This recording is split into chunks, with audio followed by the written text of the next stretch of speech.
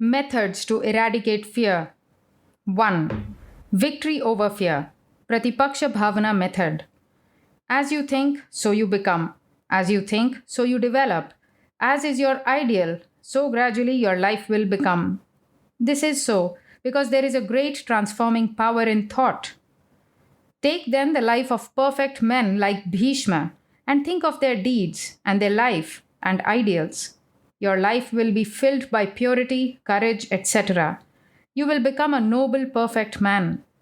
The thought will transform you into its own likeness. Man becomes like what he worships. Man becomes like what he thinks. This is indeed true. Sit with closed eyes in the early morning. Meditate on courage, the opposite of fear, for half an hour. Think of the advantages of courage and the disadvantages of fear. Practice the virtue during the day. Feel that you actually possess courage to an enormous degree. Manifest it in your daily life. In some weeks or months, fear will be replaced by courage. Repeat the formula Om Courage mentally, daily, several times. Meditate and assert I am all courage. Om, Om, Om. I am an embodiment of courage. Om, Om, Om. I am like Bhishma. Om, Om, Om. I am a great hero. Om, Om, Om. My will is very powerful. Om, Om, Om. I am not afraid of anything. Om, Om, Om. I am bold and chivalrous. Om, Om, Om. Courage is my birthright. Om, Om, Om. It is very difficult to attack fear directly. It is very strong. You are a victim to this negative trait in hundreds of lives. It has taken deep root. Put the seeds of courage in your heart. Allow it to grow. Fear will die by itself. The positive always overcomes the negative. This is an immutable psychological law. This is the Pratipaksha Bhavana method of Raja Yogins. Try this method again and again. You are bound to succeed. May you attain triumph over fear by cultivating courage through the Pratipaksha Bhavana method or the method of thinking on the opposite. 2. Feeling the presence of God. God is all pervading. He is always with you. He is in you, around you. He is not far to seek. He cannot be perceived through the physical eye. Your sense of touch cannot help you. He has to be realized through the inner eye of wisdom. Modern civilization has enslaved people to such an extent that they are incapable of any original expression, thought, or deed. They do not care to think of their routine actions, how their activities progress, what they are running after, or what goal they are marching towards. Inventions, innovations, and contrivances have eased men from their labor and human skill. The conservation of energy in this direction has only created laziness in them.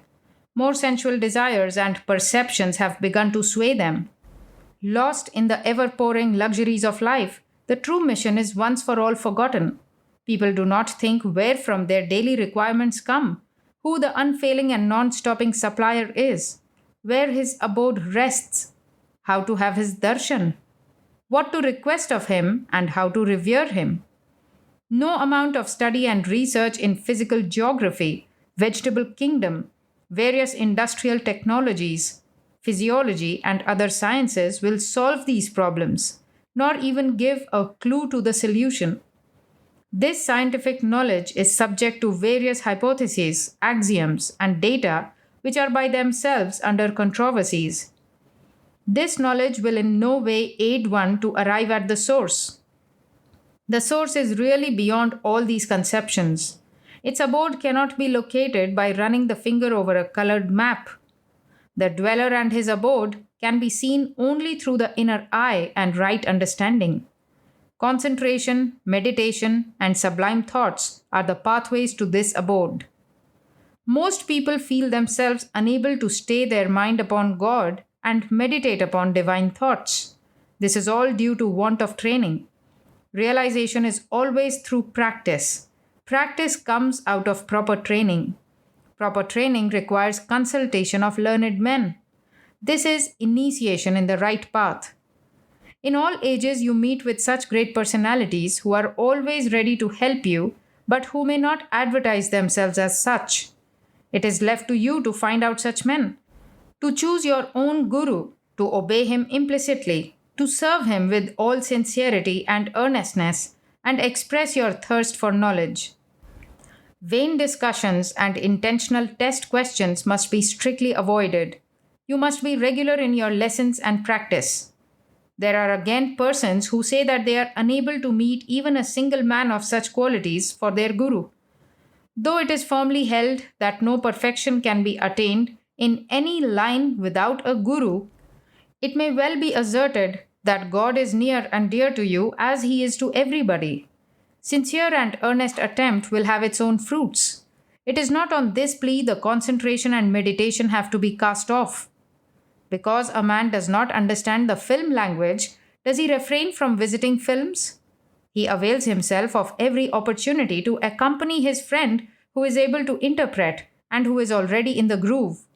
If not, he makes fresh acquaintance while in the queue to procure tickets.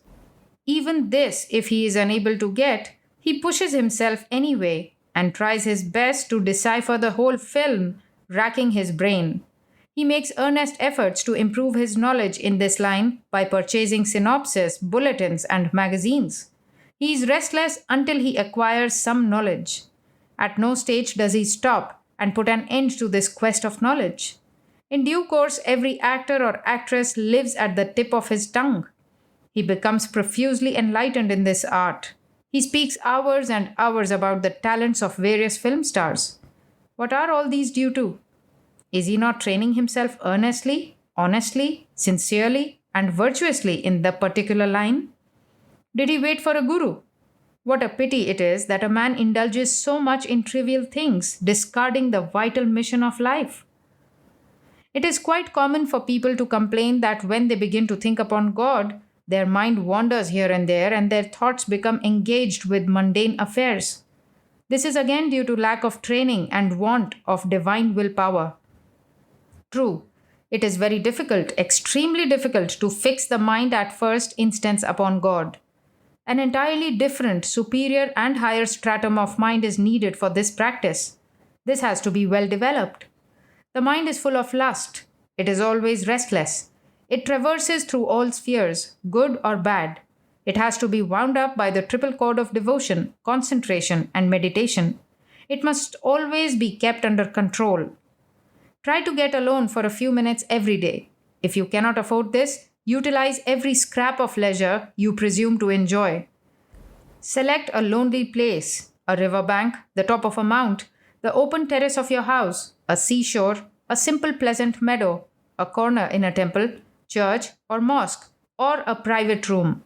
Purge all your wavering thoughts. This will be quite easy in any of the above localities, as all the senses will be drawn by the exquisite beauty of the spot or landscape, or by the deep silence pervading all round. If necessary, burn incense or scented sticks, which will always keep you alert. There are two distinctive ways for worship of God. One, the all-pervading nature, and the other, here and here alone. If one is to sit down and contemplate on the omnipresence of God, that is, presence in the sun, in the moon, in the stars, in anything and everything, he comes across, perhaps he might become lost in immensity. On the other hand, one may localize the presence of God at the initial stage, which he may develop later into the former method. Having steadied the mind either by gazing at a particular spot, or the picture of any form of God or Guru, or tuning the ears to the murmur of the river or receding waves of the sea, utter slowly, in a low tone the statement, God is now here, or God is in this room. First repeat, God is now here in a deep meditative way. Then relax for a while and again repeat. Do this untiringly till you are immersed in your statement. Now you realize the presence of God. Do not stop with this. This is not the ultimate aim.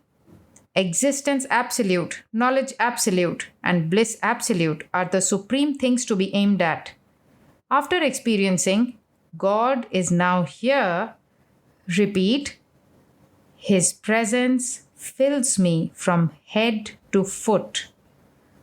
By repeated utterances, realize His existence in you. In the same way, practice. His presence is joy.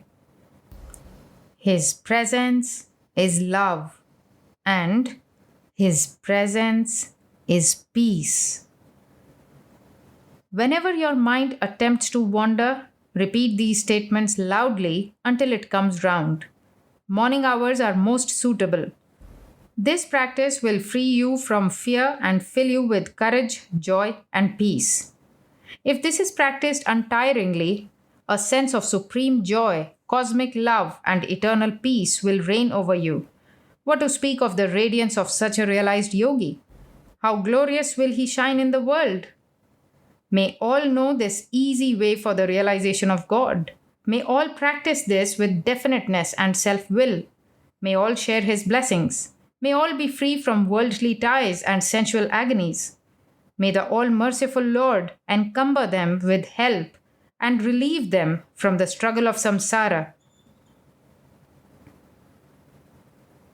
3. Devotion to God eradicates all fears. God bestows perfect security on His devotees and removes all sorts of fears. He transforms the sense of insecurity and fear into one of confidence and faith. He saves him from panic and despair. Meera was tormented by her husband in a variety of ways, but Lord Krishna protected her and removed all her fears. The cup of poison was changed into nectar. Cobra was changed into shaligrama and a garland of flowers. She was shut in a cage where there was a hungry tiger. The tiger did not eat her but kissed the feet of Meera. This was all due to grace of Lord Krishna. Lord Hari removed all the fears of Prahlada. Prahlada also was tormented by his cruel father. Prahlada was thrown into the sea. He was trampled under the feet of the elephant. He was rolled down from the top of a hill. He was thrown into the fire. But he was saved by Lord Hari. Lord Vishnu removed all his fears. A devotee sees only the Lord in all names and forms. He beholds Lord Hari everywhere. How can there be fear then for him? Take refuge in Lord, in His name and grace. All fears will vanish completely. He will bestow strength, fortitude, courage, presence of mind, etc. in you. Abandon desires, ragadvesha, and all sorts of worldly attachment. Pray and meditate. Lord Hari, I am thine. Ram, Ram, Ram. O Lord Hari, all is thine. Ram, Ram, Ram. Thy will be done. Ram, Ram, Ram. Fill my heart with courage. Ram, Ram, Ram. Shower thy grace on me. Ram, Ram, Ram. Let my mind be attached to thy lotus feet. Ram, Ram, Ram. Let me feel thy presence everywhere. Ram, Ram, Ram. Let me behold thee in all forms. Ram, Ram, Ram. Reveal thy form to me. Ram, Ram, Ram. Guide me, protect me. Ram, Ram, Ram. Pahimam, Rakshamam. Ram, Ram, Ram.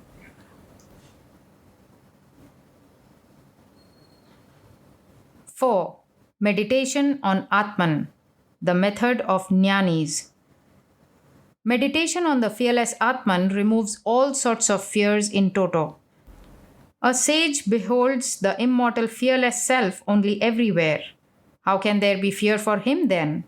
There is fear only where there is duality. If one feels that there is a second object besides himself, at once fear is generated. He is afraid of the other man. Separation, duality, perception of objects are all due to avidya or ignorance. Start the anticurrent from today. Deny the body and identify yourself with the all pervading, immortal, fearless Atman. Entire denial of the body cannot come in a day or a week. Constantly think of the Atman. Gradually, you will become fearless. You will have to fight against the samskaras of Anadikala, beginningless time. The more you think of Atman, the more courageous you will become. By constant hammering only can you entirely drive the nail into the wall or a plank. Even so, by constant and protracted thinking on Atman alone, you can become absolutely fearless. Meditate, assert, recognize, realize. I am fearless, all pervading Atman. Om, Om, Om. I am not afraid of anything. Om, Om, Om.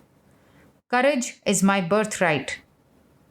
Om, Om, Om.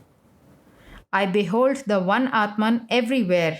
Everything is my own self. Om, Om, Om.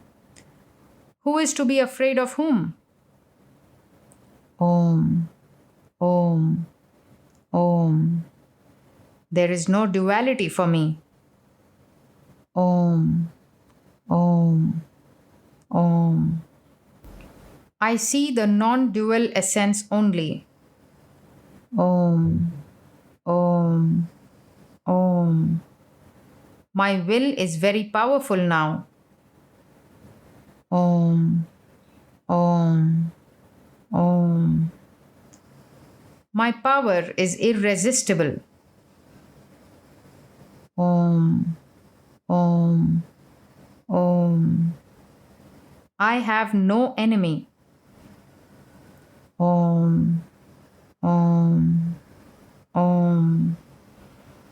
Enemy, tiger, cobra are my own self. They cannot do harm to me. Om, Om, Om. I love them as my own self. Om, Om, Om. A Jivan Mukta or a sage hates none, fears none. May you all be established in that supreme, non dual, fearless Brahman.